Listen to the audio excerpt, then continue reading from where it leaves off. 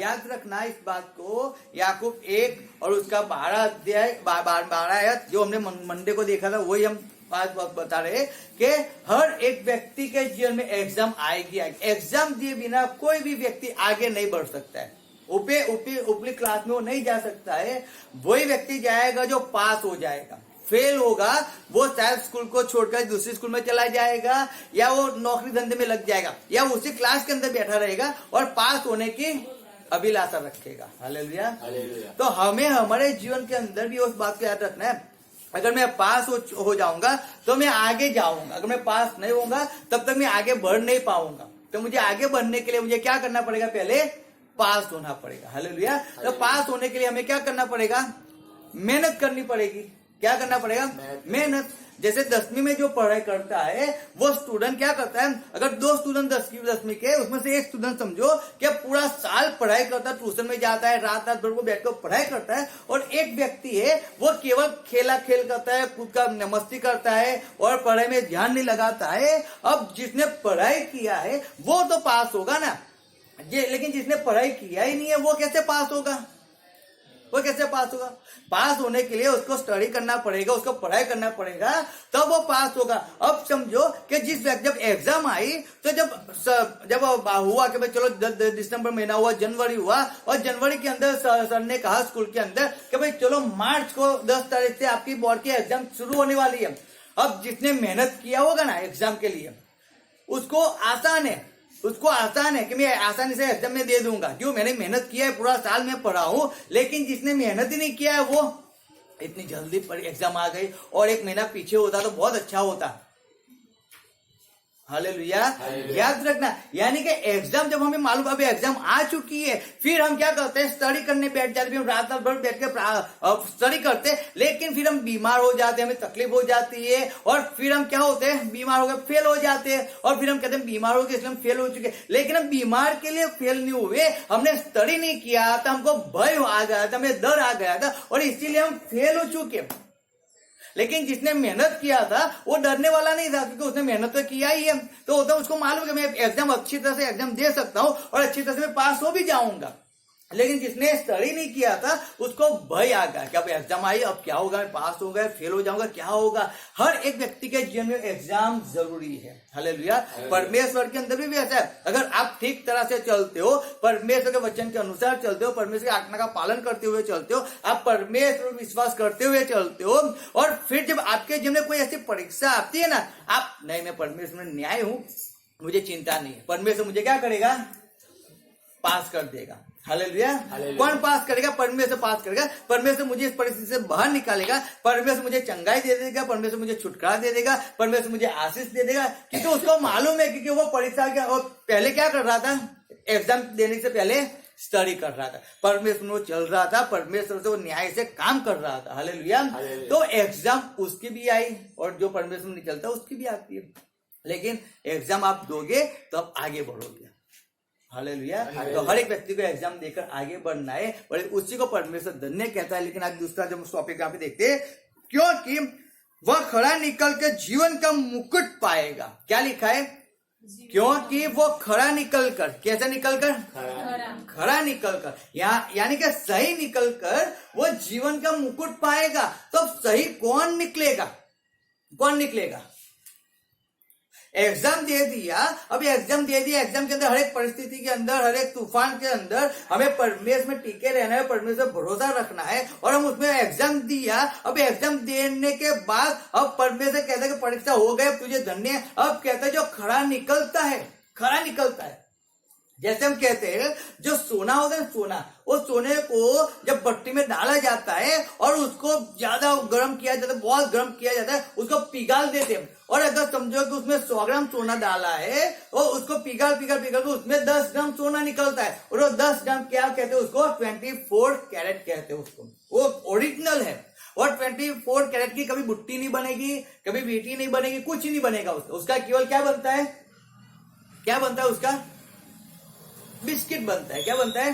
Biscuit बनता है। उसका कोई पहनने वाला कोई भी नहीं बनता, ना बुट्टी बनती है, ना वाड़ी बनेगी, ना उसको क्या बेटी बनेगी, कुछ नहीं बनता है। उसका केवल एक ईट बनता है, उसका सोने की, बिस्कुट बनता है और केवल उसी के काम आता है क्योंकि वो 24 कैरेट है, उसमें कुछ भी मिलावट नहीं है। हमारे जीवन के परमेश्वर कहता है कि जो व्यक्ति परमेश्वर पर विश्वास रखता है उसको खराई उसको सच्चाई के अंदर परमेश्वर के अंदर होना चाहिए। सच्चाई बहुत ही जरूरी है। क्या है? सच्चाई बहुत ही जरूरी है। अगर हम सच्चाई से परमेश्वर के अंदर नहीं चलेंगे तो याद रखो हमें मुंगट नहीं मिलेगा, हमें मुंगट नहीं मिलेगा। बहुत अच्छा पाउल कह रहा है कि मैंने दौड़ को दौड़ा है, लेकिन अगर मैं नापसंद हुआ तो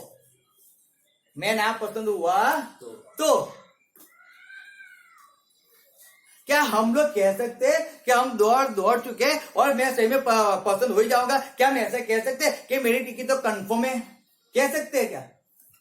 क्योंकि आज मनुष्य को मालूम भी नहीं है, मनुष्य को मालूम नहीं है कि उसकी टिकट कंफर्म है या नहीं है, क्योंकि वो सही से चलता है नहीं चलता। क्योंकि मनुष्य खुद जानता है कि मैं कई बाबतों के अंदर में परमेश्वर में स्थिर नहीं हूँ, मैं परमेश्वर में भरोसा नहीं रखता हूँ, मैं परमेश्वर के साथ चलता नहीं हूँ, मैं उसके आज्ञा का पालन नहीं करता हूँ। मनुष्य खुद जानता है और इसीलिए वो खराई से परमेश्वर के अंदर नहीं चल सकता है, इसलिए नहीं चलता है। खराई से परमेश्वर के अंदर रहना वो आवश्यक है। अगर मुझे मुंगट चाहिए, अगर मैं परमेश्वर के पास जाऊं और परमेश्वर मुझे पीठ थपथपा के कहे मेरा विश्वास चाहकर आ, मेरे घर के अंदर आ, तो परमेश्वर मुझे मुंगट देगा। लेकिन उस मुंगट लेने के लिए मुझे दौड़नी तो पड़ेगी ना, वो भी खराई से दौड़नी पड़ेगी। उसमें इतना भी मिलावट चलता नहीं है, इतना भी नहीं चलता मैं उसको इतना खुश कर दूं, नहीं चलता है। मैं किसी को भी खुश नहीं कर सकता हूँ। जब मैं परमेश्वर के अंदर दौड़ रहा हूँ, मैं भाग रहा हूँ, तब मैं किसी को खुश नहीं कर सकता हूँ। याद रखना, जब रेस होती है ना, उस रेस के अंदर सबको नियम के अनुसार दौड़ना पड़ता है। जो उनकी लाइन होती है, लाइन के अंदर उन्हें दौड़ना पड़ता है। अगर वो लाइन से अगर बाहर निकल जाए, अरे थोड़ा निकल गए, उसमें क्या फर्क पड़ता है? बहुत फर्क पड़ता है। अगर आप थोड़ा निकल गए तो आप हार जाओगे। आपको जो लाइन दिया है, जो आपको सर्कल दिया है, उसी के अंदर आपको भागना है, उसी के अंदर दौड़ कर आपको विजय पाना है। लेकिन आपको किसी के सर्कल के अंदर नहीं जाना है, किसी के राउंड के अंदर आपको नहीं जाना है। आपका जो है उसी के अंदर आपको रहना है, उसी के अंदर विश्वास होकर आपको वहां पे दौड़ना है और फिर आपको विजय पाना है, फिर आपको विजय पाना है।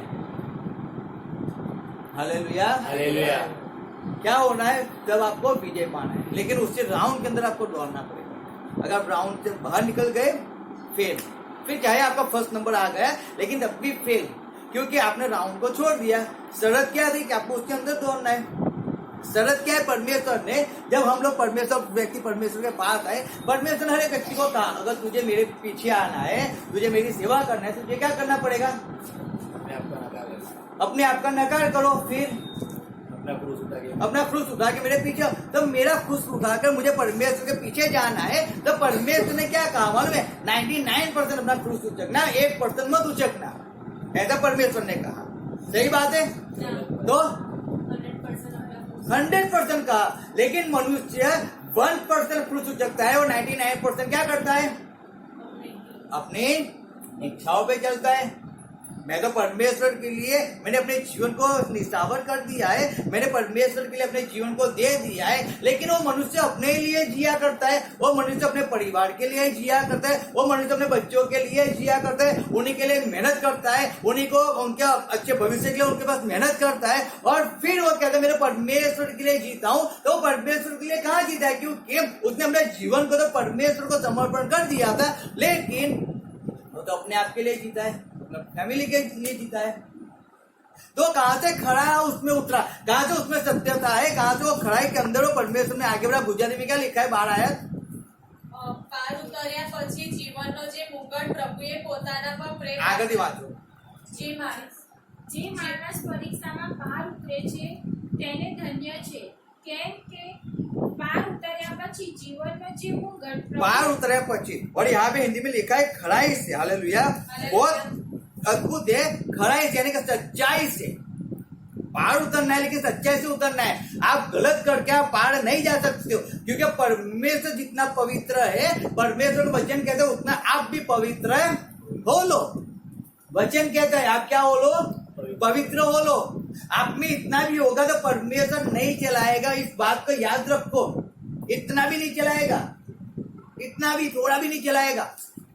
हम ऐसा सोचते हैं कि अब मैं सब कुछ कर लेता हूं, अरे थोड़ी सी आज्ञा, ये थोड़ी एक के अंदर में गलती कर दूं तो उसमें क्या है, सब कुछ चलता है। परमेश्वर तो जानता ही है ना, क्या है, परमेश्वर जानता ही है कि मुझे एक तकलीफ थी, इसलिए मैंने परमेश्वर का नकार थोड़ा कर दिया, इसलिए मैंने उस चीज को खा लिया, इसलिए मैं उनके पास जाके थोड़ा नाच लिया, इसलिए मैंने उनको थोड़ा खुश करने, उनको गलत ना लगे इसलिए थोड़ा सा मैंने उनको खुश करने के लिए थोड़ा मैंने उनकी बात को सुन लिया। तुमने थोड़ा किया ना, थोड़ा, वो तुम्हारा सब कुछ जो अच्छा था उसको क्या किया, उसने कैंसिल कर दिया। तुम्हारा थोड़ा, वो तुम्हारा जो सब कुछ अच्छा 99% जो तुम्हारी अच्छाई थी ना, वो एक थोड़े ने 1% उस 99 पे चेकड़ी लगा दी। इस बात को हमेशा में याद रखना है। मेरा इतना भी गलत परमेश्वर के अंदर नहीं चलता, इतना भी नहीं चलता है, थोड़ा भी दूर की रचकन जितना भी गलत परमेश्वर के अंदर नहीं चलेगा। इस बात को हमें याद रखना है। और इसलिए सच्चाई से कौन व्यक्ति, खराई से कौन व्यक्ति परमेश्वर के अंदर बाहर निकलता है, खराई से निकलना है हमें, खड़ाई से, सच्चाई से। परमेश्वर के सामने जब हम खड़े हो जाए तो आप पे उंगली उठाने वाला कौन, यीशु मसीह कहता है मुझ पे कौन उंगली उठाता है, बताओ मुझे दोस्ती कौन बताता है। क्या मैंने लंगड़े को चंगाई दिया, मैंने लंगड़े को चला दिया, उसमें मैंने गलत किया क्या सही किया? मैंने मुझे एक विधवा स्त्री थी, उसका एक बेटा था, वो मर गया था और मैंने उसको जीवन दिया, क्या मैंने गलत किया या सही किया? अगर मैं जक्कई के घर पे गया, वो जक्कई चुंगी लेने वाला था, वो तो मैं उसके घर पे गया और उसका जीवन बदल गया, वो सही हुआ या गलत हुआ? मुझ पे पाप साबित करके बताओ कौन था वो, क्या जिसने यीशु मसीह पे पाप साबित करके दिखाया? कोई नहीं था। Hallelujah, hallelujah. कोई नहीं था। एक व्यक्ति की इतनी ताकत नहीं है तो यीशु मसीह पे पाप साबित करके दिखाया, क्योंकि उसने एक भी पाप नहीं किया था, उसने केवल अच्छाई किया। वो खड़ा उतरा वो सच्चाई से परमेश्वर के अंदर वो चलता रहा। उसने किसी को खुश नहीं किया, बाइबल पढ़ लो, उसने अपने माँ बाप को भी खुश नहीं किया, बाइबल पढ़ लो। वो 30 साल का हुआ, वो अपना घर छोड़कर निकल गया सेवा के अंदर। जब उसकी माँ बाप आए तब उसको कहा गया कि भाई तेरे माँ बाप आए, तेरी माँ आई है, तेरे भाई आए। उस यीशु मसीह ने क्या कहा, मेरे माँ मेरा भाई कौन है? जो परमेश्वर के वचन को सुनता है, परमेश्वर के वचन के अनुसार चलता है, वही मेरा भाई और वही मेरी माँ है, और कोई नहीं। मुझ में इतना भी, अगर मैं ऐसा बोलूं मेरी माँ, आप पूरा बाइबल पढ़ दो, बाइबल के अंदर मरियम को यीशु मसीह ने माँ कब बोला है वो देख लो। जब लास्ट समय भी होता है तब भी वो कहता है, यूहन्ना को कहता है तेरी माँ, और कहता है तेरा बेटा। सोचो, जब परमेश्वर केवल यीशु मसीह पिता का काम करने आया था, वो अपने आप को उसने पिता को समर्पण कर दिया, फिर अब उस जगत की कोई भी चीज उसके अंदर राज नहीं कर सकती। ना उसकी इच्छा कि चलो मुझे आज पेट भर के खाना खाना है, लेकिन तो परमेश्वर कह रहा है कि तुझे प्रेयर में बैठना है, तुझे उपवास करना है, तो मुझे उसको उपवास में बैठना पड़ेगा। वो जानता था मैं अगर यहाँ पृथ्वी पे आया हूँ और मुझे लोगों को परमेश्वर के साथ उनका संबंध इकट्ठा करना है, लोगों को परमेश्वर के पास लाना है, लोगों को परमेश्वर के बारे में बताना है, वो रात भर जाके, सुबह जल्दी जाके, आधी रात को जाकर वो प्रार्थना करता था और दूसरे दिन आकर वो परमेश्वर की बातें सबको बताता था, लोगों को चंगाई देता था। Hallelujah, hallelujah. रीजन क्या था? रीजन वही था क्योंकि उसके अंदर इतना भी 1% भी कुछ गलत नहीं था। वो हर बार परमेश्वर को अधीन होता था, हर एक चीज के अंदर। हमें परमेश्वर को अधीन होना है। हमें परमेश्वर, क्या हमको ऐसा, मैं सही में कहता हूँ, हमें उस शब्दों को सुनने की इच्छा रखने के, जब भी हम मर जाए हम परमेश्वर के पास जाए, परमेश्वर हमें भी थपथपा कर कहे कि मेरा विश्वास उच्चा कर। वो शब्द हमें सुनना है, लेकिन उस शब्द को सुनने के लिए हमें पृथ्वी में जो जीवन हमें मिला है, उस जीवन को हमें खड़ाई से चलना होगा, खड़ाई से उस जीवन को निकालना होगा। हम जैसे चाहे वैसे नहीं जी सकते। इसीलिए हम इतना थोड़ा करते, परमेश्वर तो जानता ही है ना, उसको मेरे खुश करना था, इससे मुझे करना पड़ता है। अब जैसे हम देखते हैं तो नामान कोड़ी के विषय में देखते हैं, नामान कोड़ी ने एलीशा को क्या कहा, मैं हर एक बात के अंदर मैं तेरे परमेश्वर की स्तुति करूंगा। लेकिन एक बात के लिए मुझे छोड़ दे केवल, कि जब राजा के पास मैं बाल के मंदिर में जाता हूं तो मुझे उसको हाथ में देना पड़ता है, कुछ खिलाना, कुछ करना पड़ता है। हालेलुया। या तो उसके लिए मुझे बख्श दे। अरे एक चीज के लिए अगर आप परमेश्वर के पीछे आ गए हो, अगर परमेश्वर ने आपको चंगाई दिया है, परमेश्वर ने आपको छुटकारा दिया है, फिर इतना भी आप उससे मुकर नहीं सकते हो। अगर आपको सेवा करनी है तो पूरी 100% परमेश्वर की सेवा करो, और अगर नहीं करनी है तो मत करो। हालेलुया। पूरा जीवन समर्पण करना है तो पूरा ही जीवन समर्पण कर दो, और अगर नहीं करना है तो 50% मत करो। 50% ऐसे भी परमेश्वर एक्सेप्ट करने वाला नहीं है। वो तो एक्सेप्ट पूरा करता है, 100% एक्सेप्ट करता है। परमेश्वर कहता है अगर मुझे देना है तो 100% दे, बाकी मत दे। अगर तेरा जीवन देना है तो 10% मुझे देगा और 90% तो अपने लिए यूज करता है ना। हम ढाई घंटे परमेश्वर को जब स्तुति आराधना कर देते, प्रार्थना कर दे, और फिर जो बाकी के जो घंटे निकलते 21 कलाक और 30 मिनट जो निकलते, वो हम हमारे जीवन के अंदर हम हमारी इच्छा के अनुसार जीते, हम सब कुछ करते हैं जगत के अंदर रहकर। तो काम का क्या है? फिर वो भी मत दो ना, 2.5 घंटे वो भी मत दो, पूरे 24 आवर्स आप जगत के अंदर ही जिया करो ना। फिर हम क्यों दिखावा करते कि परमेश्वर देख मैं तेरे अंदर आया, मैंने 2.5 घंटा परमेश्वर तेरे हजूर में बैठा, मैंने प्रार्थना किया, परमेश्वर देख मैं 1 दिन उपवास किया, परमेश्वर 6 दिन तो मैं जगत के अंदर जी रहा था। खराई से परमेश्वर कह सके कि नहीं ये मेरा बेटा है, उसके अंदर इतना भी पाप नहीं है, उस शब्दों को मैं सुनना है, उस शब्दों को सुनना है। अगर जिस जगह पे आप जॉब कर रहे हो और जॉब पे अगर आपका शेर आप हजारों व्यक्ति के सामने ऐसा कहते कि नहीं इस व्यक्ति में मैं 100% विश्वास करता हूं, वो कभी गलत नहीं कर सकता है, क्या ऐसा हम बन सकते हैं? क्या उतनी सत्यता हम में है कि जिस जगह पे हम जॉब करते हैं ना, वहां का कोई भी व्यक्ति हम पे इतने में उंगली नहीं उठा सकता है? रीजन क्या है? रीजन क्या है? क्योंकि हम खड़ा ऐसे चले। दानियल परमेश्वर के अंदर खड़ाई से चलता था। कैसे? खड़ाई से। उसने कुछ गलत नहीं किया। लोग दूसरे प्रधान थे, वो लोग गलत चलाते थे, लेकिन दानियल नहीं चलाता था। और इसीलिए मागियों को लगता था जब तक दानियल है तब तक हम कुछ गलत नहीं कर पाएंगे, कुछ नहीं कर पाएंगे, कुछ भी नहीं कर पाएंगे। और इसीलिए वो लोग उन्होंने क्या किया, एक आयोजन किया, आयोजन यानी कि कायदा निकाला, राजा के पास गए, राजा को कहते हैं राजा अब तेरे 30 दिन तक तेरे सामने झुकने का, और तेरे सामने अगर कोई व्यक्ति नहीं झुकता और किसी और परमेश्वर के सामने झुकता है तो उसको सिंह के बिल के अंदर डाल देना है। और राजा ने उसमें मोहर लगा दी। अब मागियों का कायदा नियम चेंज होता नहीं है। अब दानियल को मालूम पड़ा, लेकिन तब भी दानियल राजा के पास जाकर झुकता नहीं है, वो नहीं झुकता है। वो चाहता तो झुक जाता, लेकिन उसके अंदर सच्चाई नहीं होती कि सही में परमेश्वर को प्रेम करता है। उसमें सच्चाई नहीं होती कि उसका परमेश्वर को बचा सकता है। उसने लोगों को बोल दिया मेरा परमेश्वर बचाने वाला है, मेरा परमेश्वर चंगाई देने वाला है, मेरा परमेश्वर छुटकारा देने वाला है। उसने लोगों को तो बोला था, लेकिन जब उस पे आ पड़ी तब वो राजा के पास जाकर भीख मांगने लगा। परमेश्वर राजा मुझे भीख दे दो, मुझे जीवन दान दे दो, तुम कायदे को चेंज कर दो, तुम मुझे बचा लो। क्या दानियल ने कहीं पे भी जाके राजा के पास भीख मांगा है क्या अपने जीवन की? नहीं मांगा है।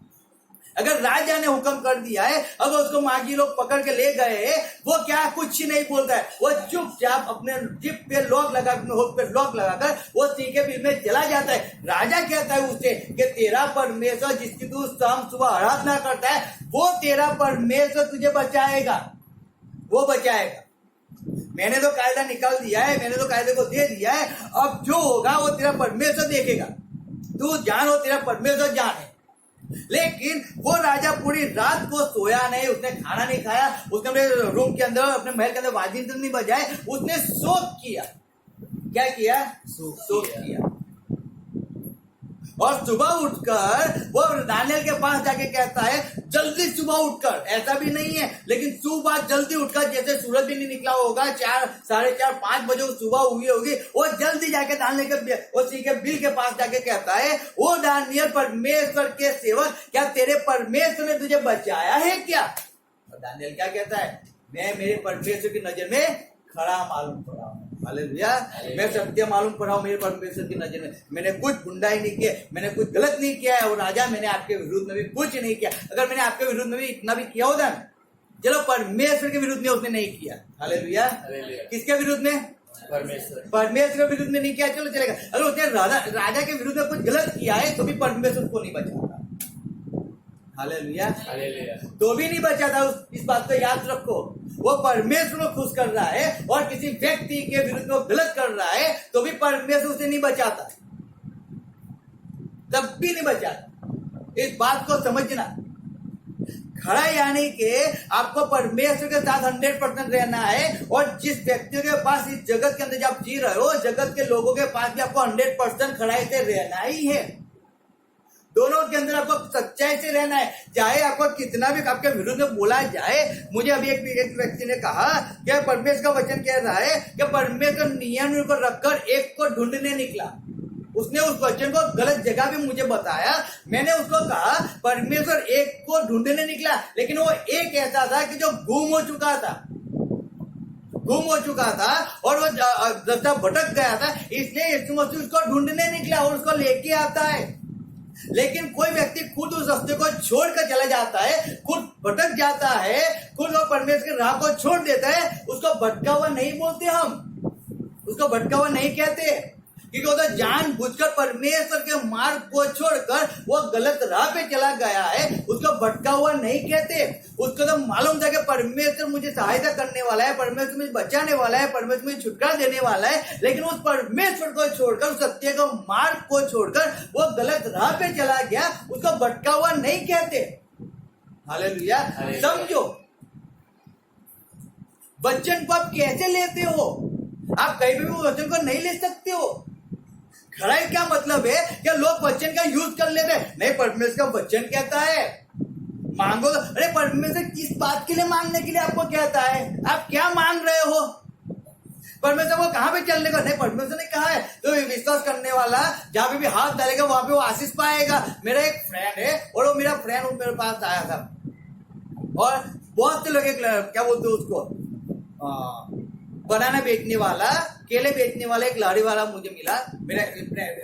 और जब हम लोग बात करते हैं उसको बने हम सुहा दिया, हमने उसको एक बात कहा। वो कहते मैं परमेश्वर को जानता हूँ, ईसा मसीह को जानता हूँ, बहुत कुछ उसने बोला। और लेकिन एक बात, क्या तुम परमेश्वर को जानते हो ना? जानते हो तुम क्या 1 रुपया आपको मालूम है कि इस चीज की कीमत इतनी है, एक केले की बाय प्राइस आप कितने में लेके आए हो? क्या आप उसके पास से 1 रुपया ज्यादा ले सकते हो क्या?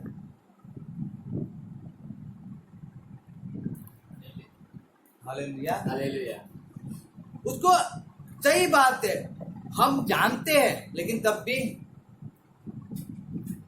खड़ाई का मतलब क्या है? अगर आप किसी कलर वाले को बुला लो आपके घर के अंदर कलर लगाने के लिए, और कलर वाला क्या करेगा? खड़ाई का मतलब है उसको मालूम है 2 दिन में कलर का काम मेरा पूरा हो जाएगा। क्या वो 2 दिन में पूरा करता है क्या? तो उसको मालूम है 2 दिन में काम हो जाएगा। जब मैं काम करता था ऐसा मकान में 1 दिन में मैं कर देता था। पूरा कलर आगे से लेके पीछे तक पूरा 1 दिन में कर देता था। वो भी 1 दिन यानी कि 1 दिन या 1 नाइट में पूरा मकान कलर कर देता था। लेकिन अगर वही काम अगर कोई दूसरे को मैं सौंपता था, वो 4 दिन लगाता है, वो 5 दिन लगाता है। जो 1 दिन में होता है उसको 4 दिन लगाता है। उसका रीजन क्या है? रीजन वो है कि जितना ज्यादा वो खींचेगा उतना ज्यादा उसको पैसा मिलेगा। यानी कि उसको लालच है, वो खड़ाई से काम नहीं कर रहा है, वो सत्यता से काम नहीं कर रहा है। हम जानते हैं क्या इतने में इतना हो सकता है, तो भी हम उसका क्यों ज्यादा करते हैं? अगर एक सुधार को बुला के लेके आओ और सुधार आपके घर में काम करेगा, उसको मालूम है कि इस पलंग को बनाने में 2 दिन लगेंगे, तब भी उसको हफ्ता निकलता है। रीजन क्या है? उसको मालूम है कि इतने का सामान होगा, तभी वो ज्यादा सामान आपसे मंगाता है। रीजन क्या है? सोचो। क्योंकि खड़ाई से चलने वाला, कैसे? खड़ाई से चलने वाला, सच्चाई से चलने वाला परमेश्वर के अंदर उस मुकुट को पाएगा। जो सच्चाई से चलता है, जो सच्चाई से काम करता है, वही मुकुट को पाएगा। वचन वो कहता है। परमेश्वर उसको शाबाशी देगा जो सच्चाई से उसको उसके जीवन में मालूम पड़ा है, जिसने सच्चाई से परमेश्वर के भय से, परमेश्वर के बीच से उसकी आज्ञा का पालन किया है, उसने किसी को दर्द नहीं दिया है, किसी को पीड़ा नहीं दिया है, उसने कुछ गलत नहीं किया है, लेकिन परमेश्वर के अंदर सच्चाई से चलता रहा, चाहे उसके विरुद्ध कितने भी लोग खड़े हो गए, लेकिन उसने परमेश्वर के विरुद्ध में चलना बंद नहीं किया। जब उसने मुझे बोला, वो मुझे उसका रहा था कि मैं कुछ और बोल दूं, कुछ ऐसा कर दूं, लेकिन नहीं, मैं जानता हूं मुझे परमेश्वर के वचन में स्थिर रहना है। चाहे मुझे कोई कैसे भी वचन से उसकाएगा, मैं वो नहीं करूंगा, उसको हाँ नहीं बोलूंगा। जो गलत है उसको मुझे गलत बोलना ही पड़ेगा, भी चाहे वो मुझे बुलाए या ना बुलाए, मुझे कुछ फर्क नहीं पड़ता है। और मैंने उसको ना बोल देगा नहीं हम नहीं आएंगे, आपको जो करना है वो आप कर लो। रीजन क्या है? आपको सच्चाई से, आप परमेश्वर के अंदर हो तो आपके अंदर सच्चाई तो होनी चाहिए, आपको खड़े होने चाहिए। जो हो गया, जो गलत हो गया, चलो उसको छोड़ दो।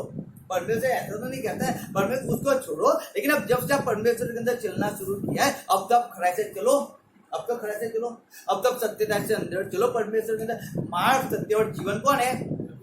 वो सत्य है। और अगर वो आपके अंदर आ जाएगा तो आपके अंदर कुछ गलत तो नहीं होगा ना, कुछ नहीं होगा। अगर वो सत्य आपके अंदर आ गया, उस सत्य को आपने एक्सेप्ट कर लिया, तो आप खुद एक सत्य हो जाओगे।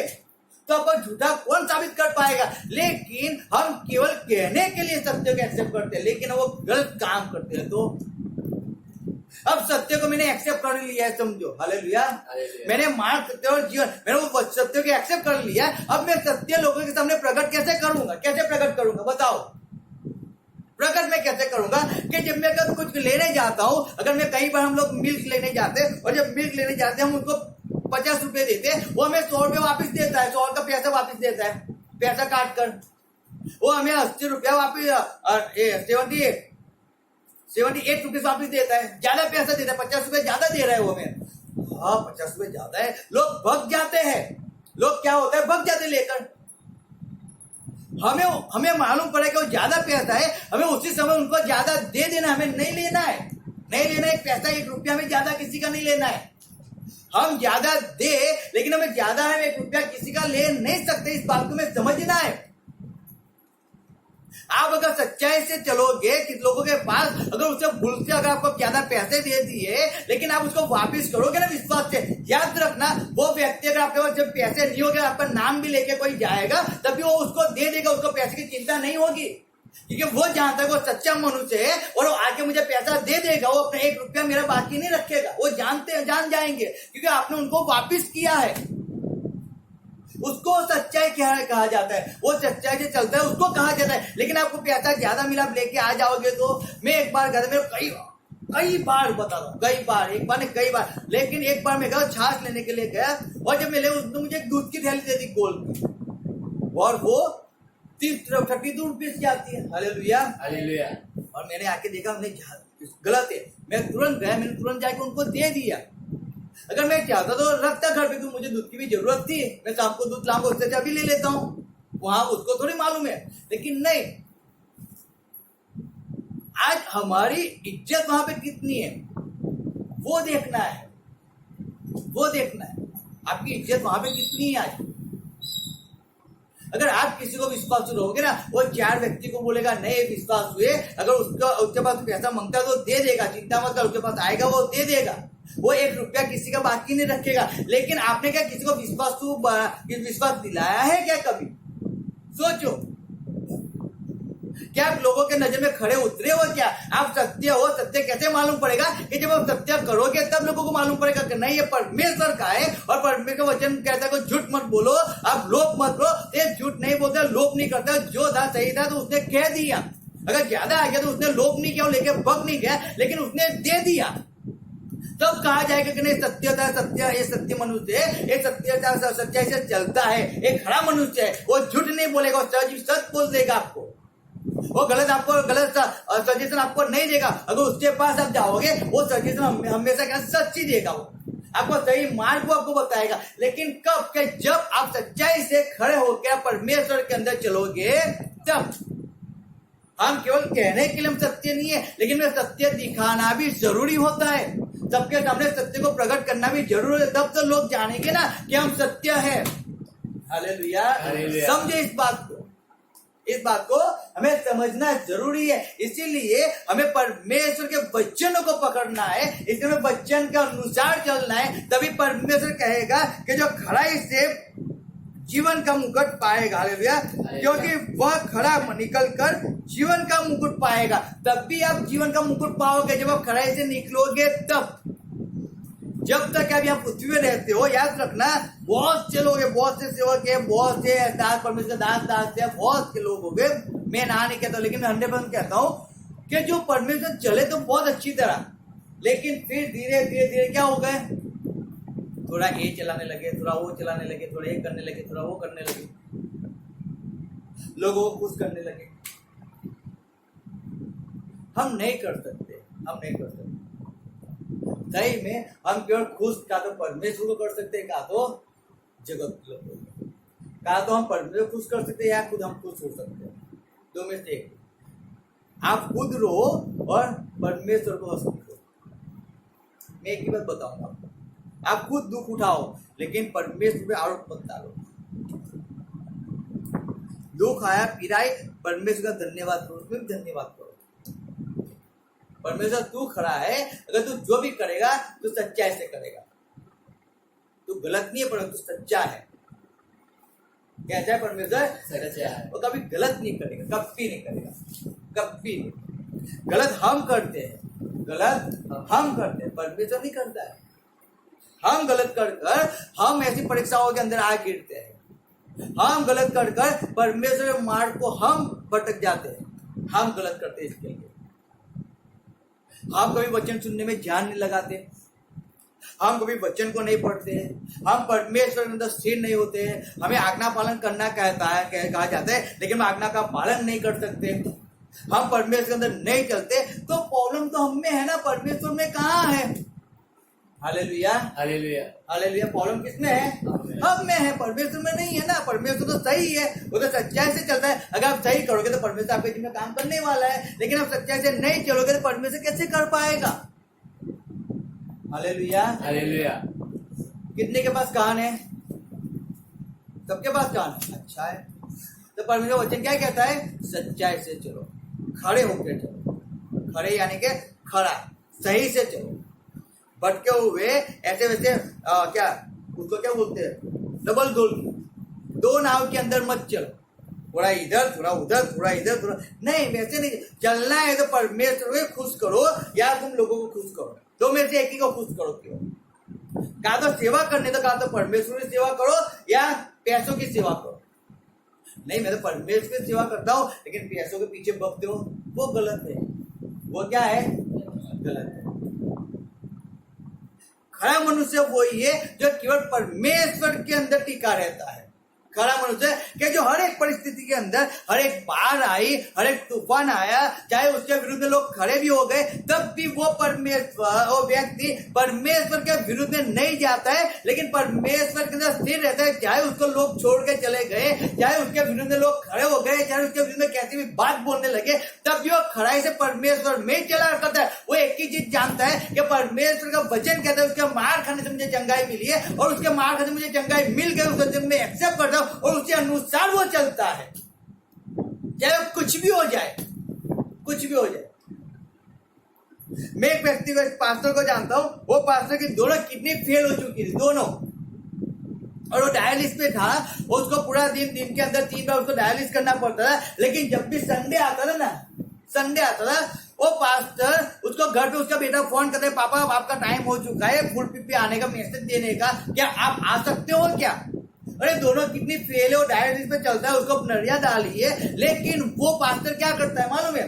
सब कुछ निकाल कर वो संडे को मैसेज देने के लिए फुल पिट पर आता था और 1 घंटा मैसेज देता था, और कोई उसको ऐसा नहीं कह सकता था कि वो बीमार है, उसके दोनों कितनी फेल है, कोई नहीं कह सकता था। वो वहां तक सच्चाई से परमेश्वर तो जानता है मेरी दोनों कितनी फेल हो चुकी है परमेश्वर। अब मैं तो सीधा खड़ा भी नहीं रह सकता परमेश्वर, मैं तो सही चल भी नहीं सकता परमेश्वर, मुझे तो डायलिसिस पे रखा है परमेश्वर। तू जानता है देख मशीनें लगाई है परमेश्वर जानता है, देख पाइप डाली है परमेश्वर, यूरिन की पाइप डाली है परमेश्वर। तो सबको तो जानता है परमेश्वर, सब कुछ जानता है ना। मैं नहीं जा सकता हूँ, मैं यहाँ पे लेटने दे परमेश्वर, मुझे आराम करने दे परमेश्वर, लेकिन हालेलुया। हालेलुया। मुझे जाना है, मुझे इस परिस्थिति में भी जाके जो मेरा काम है मुझे खराई से करना है। क्या करना है? खराई से करना। मेरा काम है, जो आपका काम है उसको आपको सत्यता से करना ही है, फिर चाहे कुछ भी हो जाए।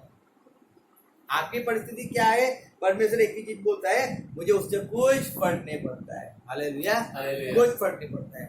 मैंने जो काम तुझे दिया है ना, मैंने तुझे जो काम सौंपा है, उस काम को तुझे अपनी ईमानदारी से करना है। कैसे करना है? ईमानदारी से करना है।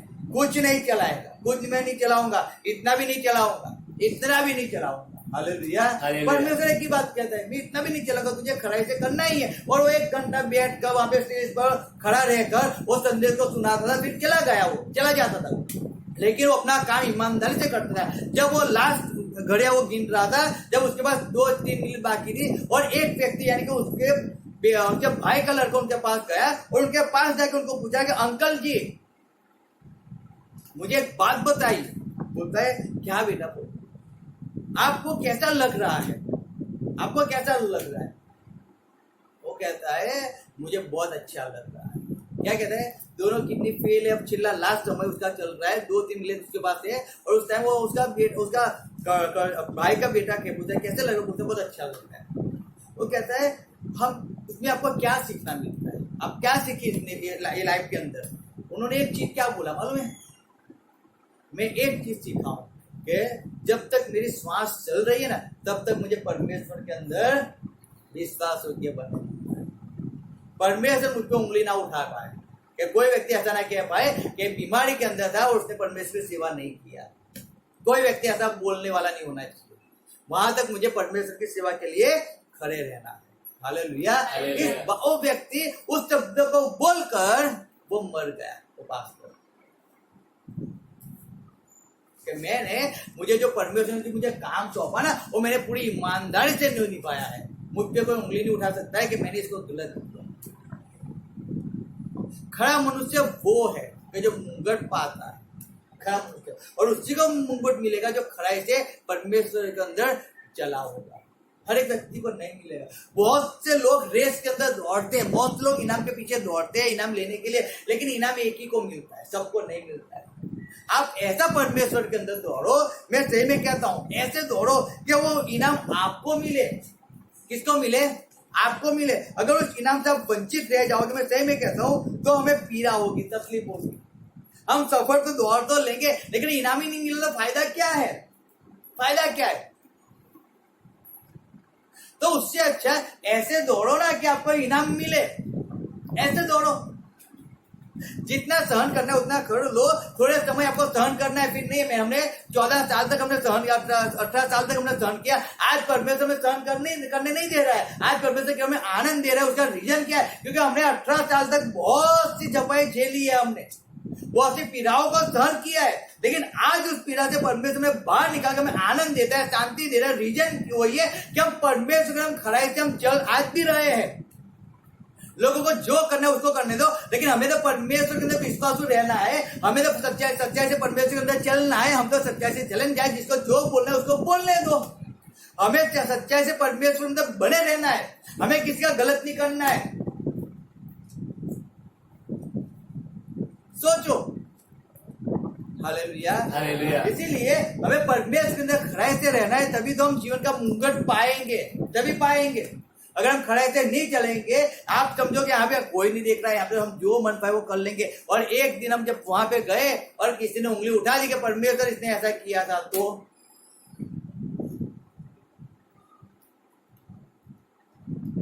हालेलुया। हालेलुया। फिर क्या करेंगे?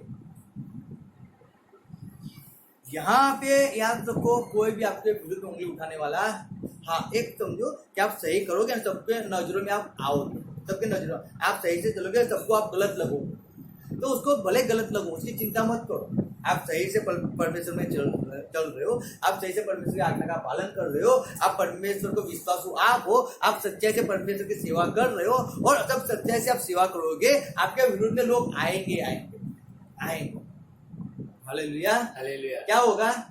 आएंगे लोग आपके विरुद्ध में गलत बातें बोलेंगे, लेकिन उसकी परवाह मत करो, आप उसकी चिंता मत करो, बोलो कैसे मत करो।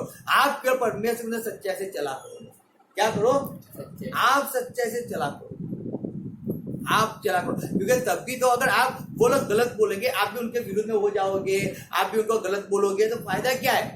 उन्होंने जैसा किया वैसा आपने भी किया। उससे अच्छा उसको जो बोलना है उसको बोल दो, आप सच्चाई से परमेश्वर में चलो। क्योंकि जब तक जीवन का मुकुट आपको मिलेगा ना, गुस्सा हो आप, लेकिन पाप मत करो, गलत मत करो। हालेलुया। हालेलुया। क्या हो जाओ? गुस्से हो जाओ, लेकिन पाप मत करो, गलत मत करो। क्योंकि अगर पाप करोगे, गलत करोगे, तो परमेश्वर मार्ग से भटक जाओगे। फिर वापस आपको नई तरीके से वापस सेवा शुरू करनी पड़ेगी, नई तरीके से परमेश्वर में चलना पड़ेगा। क्योंकि आपने जो कुछ किया वो तो सब फिनिश हो चुका। आपको फूक फूक के पैर को रखना पड़ेगा, फूक फूक के परमेश्वर के पीछे चलना पड़ेगा। परमेश्वर पीछे चलना बहुत ही आसान है, लेकिन जो व्यक्ति सही में परमेश्वर को प्रेम करता है, किसको प्रेम करता है? परमेश्वर को प्रेम करता है। जो व्यक्ति सही में परमेश्वर के पीछे चलने के लिए वो अपने आप को समर्पण कर देता है, चाहे कुछ भी हो जाए, कुछ भी हो जाए, कुछ भी, लेकिन मैं कभी किसी को खुश नहीं करूंगा। मैं कभी, अगर परमेश्वर के विरुद्ध में होगा, मैं कभी उसकी नहीं सुनूंगा, कभी नहीं। चाहे वो मेरा हस्बैंड क्यों ना हो, चाहे वो मेरा बेटा क्यों ना हो, चाहे वो मेरी वाइफ क्यों ना हो, चाहे वो मेरा सेठ क्यों ना हो, चाहे वो XYZ क्यों ना हो, लेकिन अगर परमेश्वर के वचन के विरुद्ध जा रहा है, अगर मेरे विश्वास को ठोकर खिला रहा है, अगर मेरा मुझे आज्ञा पालन करने से भंग कर रहा है, तो मैं उसकी बात को नहीं सुनूंगा, चाहे कुछ भी हो जाए। हालेलुया। हालेलुया। याद रखो, आप केवल परमेश्वर को अधीन हमें रहना है। किसको रहना है? परमेश्वर। इसलिए यीशु मसीह पिता को अधीन था, पिता को अधीन था, और वो पिता की इच्छा के अनुसार इसीलिए वो चलता था। इसीलिए वो किसी मनुष्य को खुश करने वाला नहीं बना, इसीलिए नहीं बना वो, इसीलिए उसने हमको नमूना दिया ना। वो इसलिए तो कह रहा है ना कि वो एक आप एक नमूना रूप बनो, कि तो एक देव हो तो बस देवत्व को पढ़ो। हालेलुया।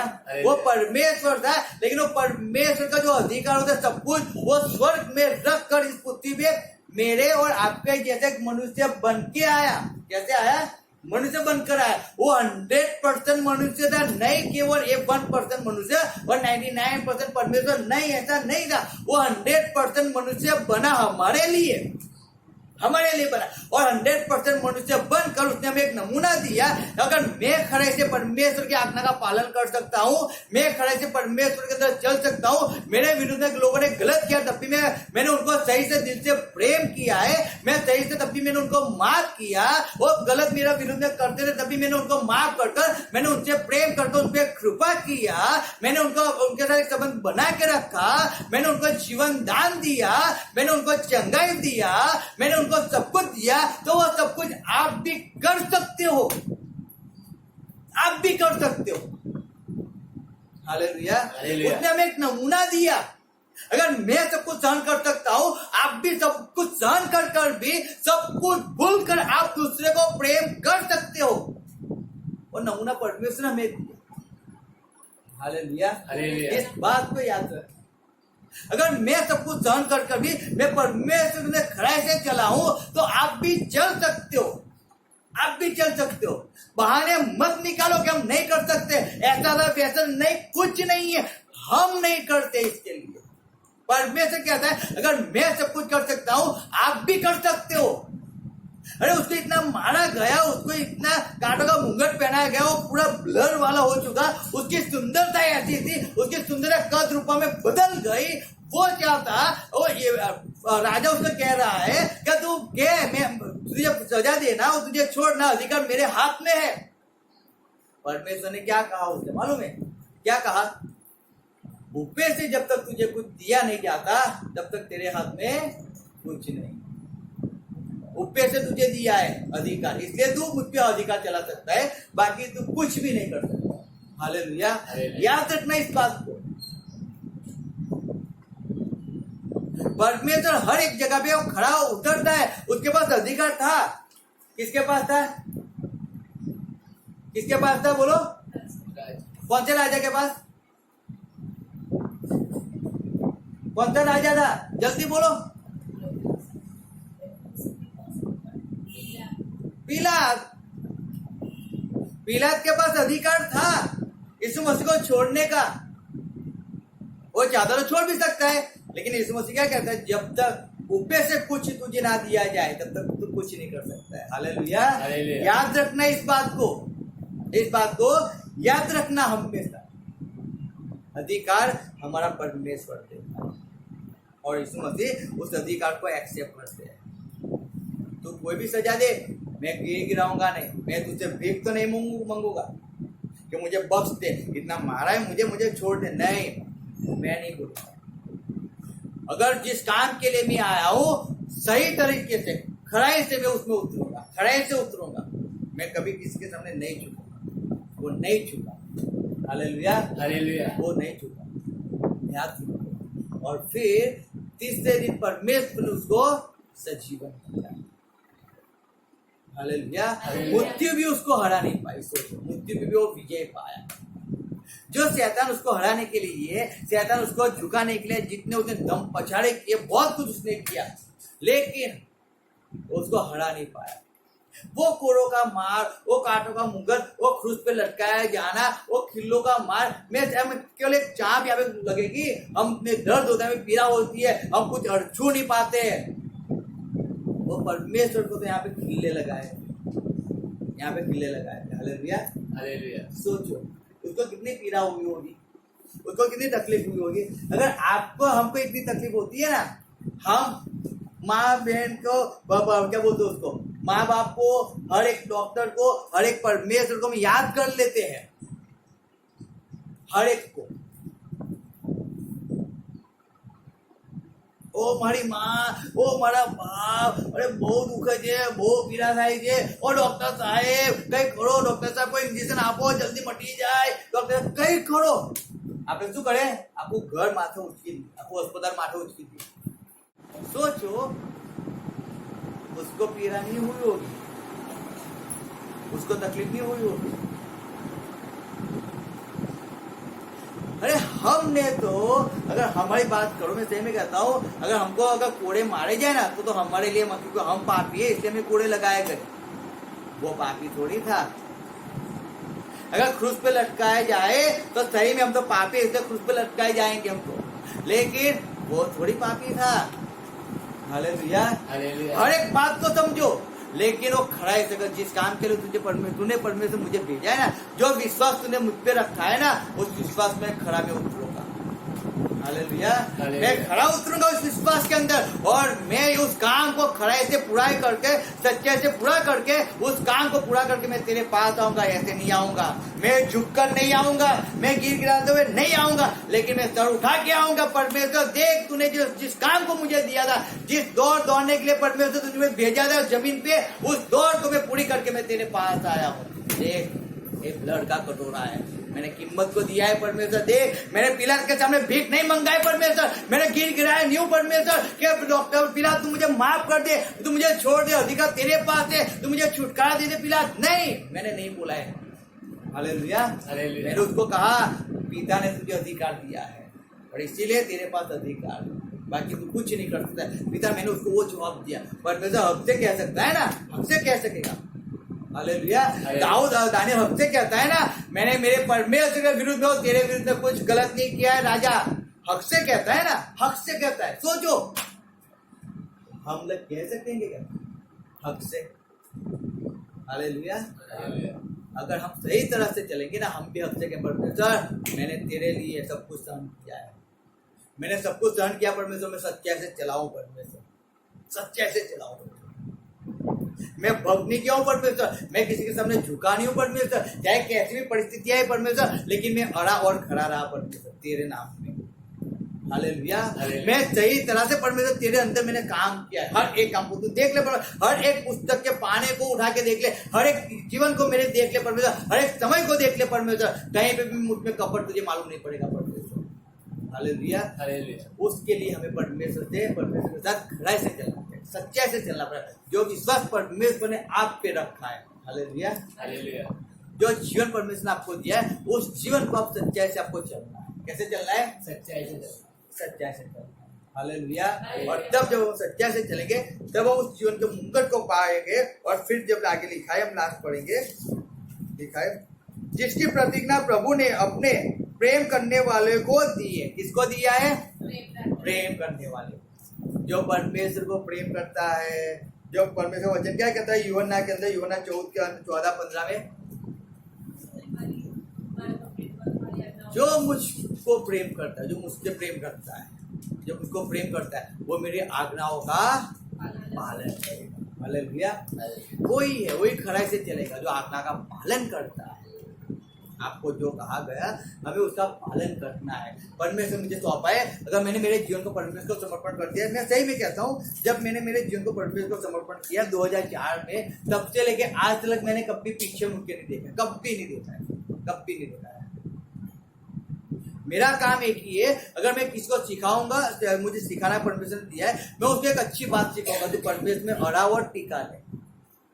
कुछ भी हो जाए, अगर वो मेरा है या मेरा नहीं है, वो किसी का भी है, किसी भी कलीसिया का है, लेकिन मुझे उसको सही बात सिखानी है। आज हम गए थे सर, एक मुलाकात में हम लोग गए थे, और जब हम लोग गए वहां पे मुझे कहा कि आपने हमारे लिए प्रार्थना किया, वहां पे अच्छा हो गया। आप जो यहाँ पे कह के वो सब कुछ यहाँ पे हो गया, यहाँ पे सब कुछ चल रहा है, ये चल रहा है, वो चल रहा है। मेरा काम है जिसका है उसका, लेकिन मुझे अगर परमेश्वर ने सौंपा है तो मुझे सत्यता वहां पे सिखानी है। अगर आप सत्यता सिखाओगे वो सत्यता में बड़े रहेंगे।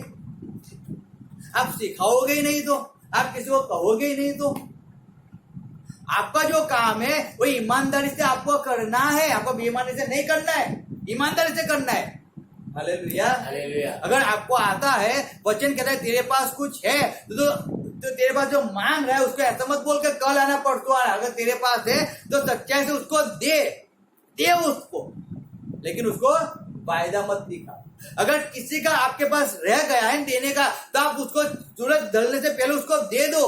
वो पुराने ना लगे कि परमेश्वर उसने मुझे मेरा नहीं दिया, नहीं तो आप कैसे हो जाओगे? परमेश्वर के विरोधी हो जाओगे। आपको सच्चाई से चलना है तो जो कोई आपसे मांग रहा है उसको जाके आप दे दो। इसलिए मैं इस बात को समझाऊं मेरे लाइफ के अंदर, और इसीलिए हम खराई से चलना, हम चलते इसीलिए चलते। जिसको गलत लगता है उसको लगने दो, लेकिन हमें खराई से चलना है, हमें सच्चाई से परमेश्वर में चलना है, क्योंकि एक दिन आएगा जब परमेश्वर आएगा। मैं सही में कहता हूँ एक दिन आएगा। याद रखना, जिस दिन परमेश्वर लेने आएगा ना, उस दिन जो खराई से चलता होगा ना, परमेश्वर उसको लेके चला जाएगा। मैं इसलिए हर बार कहता हूँ कि आप 6 फीट की कब्र के अंदर जाने का मत सोचो, लेकिन परमेश्वर आए और आपको इसी शरीर के अंदर ले जाए वैसा सोचो। लेकिन इस शरीर के अंदर जाने के लिए हमें खराई से चलना पड़ेगा। हालेलुया। मेरा परमेश्वर आपको खराई से चलने के लिए आपको सहायता करे, मदद करे, आपको हेल्प करे, आपकी हर एक कमी कटी को परमेश्वर के नाम से यीशु मसीह आपके जीवन से दूर करे, और आप सत्यता से परमेश्वर में चलते हो जाओ। आप सत्य से परमेश्वर में चलो। मैं प्रार्थना करता हूँ, प्रार्थना करो परमेश्वर आपको सहायता करे हर एक उसके वचन को समझने के लिए, उसकी आज्ञा पालन करने के लिए, उसकी इच्छाओं को पूरी करने के लिए। हालेलुया। याद रखो, जब तक आप सत्यता से नहीं चलोगे, मैं सही में कहता हूँ, आप कितना भी काम करोगे, लेकिन आप 90% भी अच्छा करोगे, लेकिन 10% अगर आपने गलत किया ना, वो 90% घुस जाएगा, वो आपको आपके लेखे में नहीं आएगा। तो परमेश्वर प्रार्थना करो, आप 100% परमेश्वर अंदर स्थिर हो जाओ। हालेलुया। आइए हम आपको बंद करेंगे और हम प्रार्थना में जाएंगे। Yes God, thank you. और हम प्रार्थना करेंगे, परमेश्वर के पास आएंगे, परमेश्वर करेंगे, हे मेरे खुदा, फिर एक बार मैं तेरे पास आता हूँ। मैं पापी हूँ, मैं अपराधी हूँ, मैं गुनहगार हूँ। मैं सच्चाई से तेरे मार्ग में नहीं चला हूँ, मैंने तेरी आज्ञा का पालन नहीं किया है। मेरे खुदा मुझे माफ कर। फिर एक बार अपने लहू से मुझे धोकर, मुझे शुद्ध कर, पवित्र कर। मैं सच्चाई से तेरे वचन के अनुसार चल सकूं, तेरे आज्ञाओं का पालन कर सकूं। मैं हर एक वो चीज जो तेरे आज्ञा पालन के विरुद्ध में आती है, जो मैंने प्रॉमिस किया था तुझे, और मैंने उसको निभाया नहीं है, मैं माफी मांगता हूँ। वो हर एक चीज आज मेरे जीवन से दूर हो जाए, और मैं खराई से तेरे वचन के अनुसार चल पाऊँ। ऐसा अनुग्रह आज मुझ पे होने दे। मेरे परमेश्वर, मेरे जीवन को आपके हाथों में समर्पण करता हूं। आप चाहो आप चाहो वैसे वैसे आप मुझे सिखाओ आप मुझे और मुझे सिखाओ चलाओ। मुझे चलाओ। यीशु मसीह के नाम यीशु मसीह के मैं ये नाम प्रार्थना करता हूँ। में ये प्रार्थना करता हूँ। सुनिए सुनिए और ग्रहण ग्रहण करो। हाँ मैं आमीन। પિતા પ્રભુ કૃષ્ણના નામમાં ફરીવાર તમારી પાસે આવે છે અમારા દેવ, અમારા રાજા, અમારા પ્રભુ. આકાશ તમારું સિંહાસન ને પૃથ્વી તમારું પાયાસન, એવા મહાન દેવ તમે સંપૂર્ણ સંભવ કરનાર પ્રભુ તમે છો. તમે આલ્ફા ઓમેગા આદિ તથા અંત તમે છો. અત્યારે તમારો આભાર માની દો. અત્યારે સંગતિ આપી મારા દેવ માટે આભાર માની દો. ઓ બાપ તમારું વચન આવી મારા દેવ, એ વચન મારા જેમ ખડાઈ ચાલે છે મારા દેવ, એ જીવન મુંગટ પામે છે મારા દેવા. એ જીવન મારા દેવા હાય અનંત જીવન મારા દેવ આજે પિતા મારા દેવ આ કલીસિયાનું એક એક વ્યક્તિ પામનારું થાય માંગુ છું. ઓ બાબે સત્યતા દેવ તમે વચન અનુસાર ચાલનારું થાય ત્યાં માંગીએ છીએ. સત્યતાની અંદર વળગી રહેનારું થાય માંગુ છું મારા દેવ. પ્રભુ દરેક બાબતની અંદર તમારી અંદર સ્થિર થાય ત્યાં માંગુ છું. ઓ મારા દેવ પ્રભુ દરેક સહાય કરો, મદદ કરો બાપ. તમારા વચનનું પાલન કરવા માટે બાપ દરેક પર તમારી કૃપા તમે થવા દો માંગુ છું બાપ. દરેક જાતના હુમલાવી યોજનાઓને બાપ એકના જીવનમાંથી પ્રભુના નામમાં દૂર થાય માંગુ છું. ઓ મારા દેવ પ્રાર્થના કરું દરેક ભટકતા વિચાર મારા દેવ એકના માઇન્ડમાંથી દૂર થાય ત્યાં. ઓ મારા દેવ પ્રાર્થના કરું છું એક રહીના ધાણા જેટલું પણ મારા દેવ પ્રભુ ઈસુ ખ્રિસ્ત હવે તમારા આજ્ઞાની વિરુદ્ધ કોઈ પણ વ્યક્તિ ચાલનારું ના થાય, પણ 100% તમારી ઈચ્છાને પૂરું કરનારું થાય માંગુ છું. ઓ બાપ માટે તમે દરેક પર તમારી કૃપા તમે થવા તો માંગી લો છો પ્રભુ. પ્રાર્થના કરી કે અત્યારે આવેલા દરેક તમે આશીર્વાદ દે કરો માંગુ છું બાપ. ઓ બાપ જે લોકોને અત્યાર છે દરેક પર તમારી કૃપા માંગુ છો. તમે એમને આવવા માટે તમે સહાય કરો, મદદ કરો માંગુ છું. જેઓના હૃદય કરતા એ દરેકની કઠિનતા તમે જોડો માંગુ છું. એક એકના જીવન દ્વારા તમે આજે માન અને હિંમત તમે પામો માંગે આ પરિવારને તમારા હાથોમાં સોંપી દઉં છું બાપ. શોભનાબેનને તમારા હાથોમાં સોંપી દો. દરેક બીમારી રોગચાળામાં દૂર થાય, દરેક વાયરલ રોગચાળામાં દૂર થાય માંગુ છું. એ વાર આપવા નામ અત્યારે શોભનાબેનના માથા તલકાથી લઈને પગની પાણી સુધી વહેતું થાય માંગી છું. ઓ મારા દેવ શોભનાબેન પોતાના નામ સંપૂરી તમે એમને નિરોગી કર્યા, સાજા પણ તમે એમને આપી દીધું માટે આપવા. ઓ બાપ સુરેશભાઈને બાપ ઓ મારા દેવ એમને સવાલ તમે ચેન્જ કરી માટે આપવા. એમની જોબ તમે આશીર્વાદિત કરી માટે આપવાનું દિશાને બાપ. ઓ બાપ તમારા હાથમાં તો દીકરી બાપ તમારી અંદર બાપ તમે એનું ઉછેર તમે કર્યો બાપ. તમે જ્ઞાની કરી, બુદ્ધિશાળી કરી બાપ. એમાં આજ્ઞા પાલન કરતા બાપ તમે દીકરી તમે શીખવી જ માટે આપવા. ઓ મારા દેવ તમારી કૃપા તમે દિશા પર તમે બનાવી માટે આપવા. ઓ બાપ દિવાંશુને પણ તમારા હાથમાં સોંપો. દરેક મસ્તી પર હાથમાં તમે જેમ તમે દૂર કરો બાપ. અને બાપ તમે આજ્ઞા પાલન કરનાર દીકરો બાપ તમે એને બનાવો માંગી લો. મારા દેવ પિતા પ્રભુના નામમાં આવેલા દરેકને બાપ તમારા હાથમાં સોંપો છો. તમે આશીર્વાદિત કર્યા માટે આભાર માનતા. સગળો માન હિંમત તમને આપતા આ પ્રાર્થના મેં પ્રભુના નામમાં કરી સાંભળવા માટે કરો બાપ. આકાશ તમારું નામ પવિત્ર બનાવો, તમારું રાજ્ય આવો, જેમ આકાશમાં તેમ પૃથ્વી પર તમારી ઈચ્છા પૂરી થાવ. દિવસને મળી આજ આપો, જેમ અમે અમારું માફ કર્યા છે તેમ તમે અમારું માફ કરો. અમને પરીક્ષામાં ન લાવો, નહીં છોડો. કે રાજ્ય, પરાક્રમ, મહિમા સર્વકાળથી તમારા છે. Thank you, thank you, thank you. Hallelujah. Hallelujah.